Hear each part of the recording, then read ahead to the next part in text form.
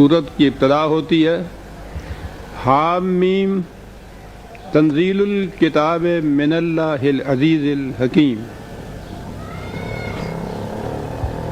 پہلے دو حرف تو وہی مقطعات ہیں اور آپ کو معلوم ہی ہے، اس سے پہلے یہ بیشتر مقامات پر آ چکے ہیں، اور میں اپنی بصیرت کی روح سے جو ان کے معنی کیا کرتا ہوں وہ یہی ہے کہ خدائے حمید و مجید کا ارشاد ہے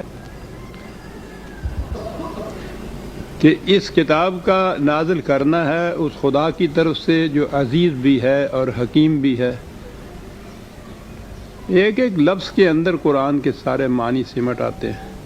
قرآن کا ایک اعجاز لفظی یہ ہے کہ وہ جس موضوع پہ گفتگو کرتا ہے اس کے لیے جو الفاظ چنتا ہے خود اس لفظ کے اندر اس موضوع کا مفہوم سمٹ کر آ جاتا ہے. وہی کے متعلق آپ کو معلوم ہے ایک انسانی علم ہوتا ہے، وہ انسانی فکر کا نتیجہ ہوتا ہے. اسے کہیں گے کہ جب وہ شخص اس علم کی بات کرتا ہے تو اپنے اندر سے ایک چیز کو باہر لاتا ہے. وہی منفرد ہے اس سے کہ وہ علم انسان کے اندر سے باہر نہیں آتا بلکہ وہ باہر سے خدا کی طرف سے انسان کے اندر آتا ہے، القاء ہوتا ہے اسے قلب پر. تو یہ جو اوپر سے کوئی چیز نیچے آئے یا خارج سے اندر آئے تو اس کے لیے عربی زبان کا لفظ ہوتا ہے نزول، جسے آپ کہتے ہیں نون ز لام. تو قرآن کریم کے متعلق یہی نزول کا لفظ ہر جگہ وہ آیا ہے.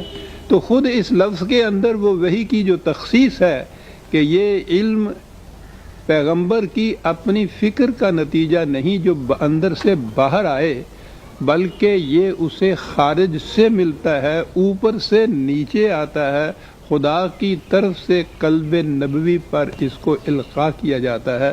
تو خود اس لفظ کے اندر یہ چیز موجود ہوئی کہ یہ فکر انسانی کی تخلیق نہیں ہے، خارج سے ملا ہوا ایک علم ہے. اور پھر عربی زبان عجیب خصوصیات ہیں اس زبان کی. یہ جسے باب کہتے ہیں یہ اسی زبان کی خصوصیت ہے، اور اس سے یہ بڑی سائنٹیفک زبان تھی. یہ تو ایک مادہ ہو گیا نون ز لام نزول، جس کے معنی ہوئے کسی چیز کا خارج سے اوپر سے نیچے آنا. اب اس کے عربی زبان میں ابواب ہوتے ہیں، ہر باب کی الگ خصوصیت ہوتی ہے. اسی مادے سے مختلف باب جو بنتے ہیں ہر باب کی ایک خصوصیت ہوتی ہے. یہ باب ہے تفعیل. میں گرامر کی تفصیلات میں نہیں جانا چاہتا. باب تفعیل جو ہے اس سے یہ لفظ ہے تنزیل. آپ دیکھتے ہیں اسی وزن کے اوپر ہے یہ تفعیل تنزیل. تو یہ جو تفعیل کا باب ہے اس کا خاصہ ہوتا ہے کسی چیز کا بتدریج آہستہ آہستہ تکمیل تک پہنچنا. اب باب جو مادہ ہوا نون ز لام، اس کے تمہارے معنی ہوئے خارج سے کسی علم کا داخل ہونا. اور جو باب استعمال کرتا ہے قرآن وہ ہے باب تفعیل تنزیل الکتاب، جس کے معنی ہے بتدریج آہستہ آہستہ کسی چیز کا تکمیل تک پہنچنا. قرآن کریم میں بڑی مختصر سی کتاب ہے،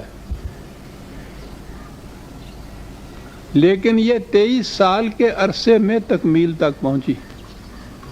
تو اس میں سبک روی، آہستہ روی اور تدریج خود اس کی تاریخ ہے.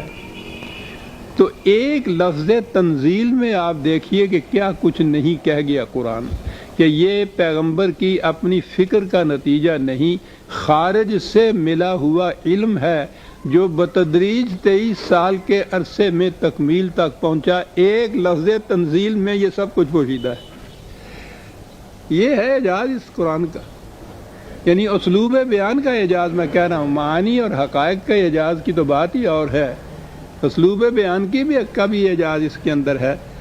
تنزیل الکتاب، الکتاب ضابطۂ قوانین، خارج سے عطا ہوا، بتدریج تکمیل تک پہنچا.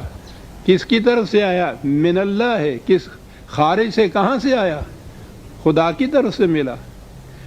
اور الکتاب والا جو خدا ہے، جو ضابطۂ قوانین دینے والا خدا ہے، اس کی دو صفتیں بیان کی، عزیز بھی اور حکیم بھی.